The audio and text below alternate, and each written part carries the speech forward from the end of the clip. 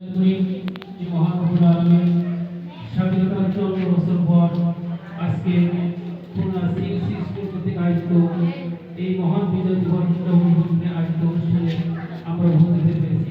অনুষ্ঠানের সমাজের সভাপতি, সমাজ উপদেষ্টা মণ্ডলী, সমাজ অতিথিবৃন্দ এবং এই সিএসসি স্কুলের ছেলে ছাত্রছাত্রীরা, আল্লাহ রাব্বুল আলামিন আমাদেরকে বাংলাদেশ নামক একটি দেশ আমাদেরকে আল্লাহ রাব্বুল আলামিন দিয়েছেন লাল সবুজের পতাকার মধ্য দিয়ে 1971 সালে পাকিস্তান হানাদার বাহিনীর সাথে যুদ্ধের মাধ্যমে তাদেরকে পরাজিত করে আল্লাহ রাব্বুল আলামিন এই ভূখণ্ডে আমাদের দান করেছেন।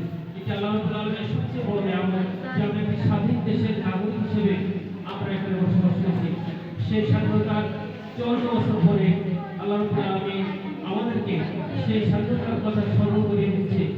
শুধু স্বাধীনতা অর্জিত হয়েছিল, সেই স্বাধীনতা সম্পর্কিত সুখ এই দেশের মানুষ আজ পর্যন্ত আমরা ঠিক করে পাই নাই। এই জন্যই 2024-এর 5ই আগস্টে দ্বিতীয় বিপ্লবের মধ্য দিয়ে আবার একটি সুন্দর পরিবেশ আমাদেরকে দান করেছে। এই জন্য জুলাই সনদের ভিত্তি তৈরি হয়েছে। সেই সনদের ভিত্তিতে এই দেশ নতুনভাবে সামনে অগ্রসর হবে এবং এই জাতি আসুন সেই স্বাধীনতার সুখ অনুভব করবে, এটাই হলো আমাদের কামনা। এই জন্য আজকে আমরা স্মরণ করব বিশেষভাবে 71 মুক্তিযুদ্ধে যারা শাহাদাত বরণ করেছে দেশকে রক্ষা করার জন্য, এই ভূখণ্ডকে আমাদের জন্য একটি স্বাধীন দেশ হিসেবে স্বীকৃতি আনার জন্য স্মরণ করব।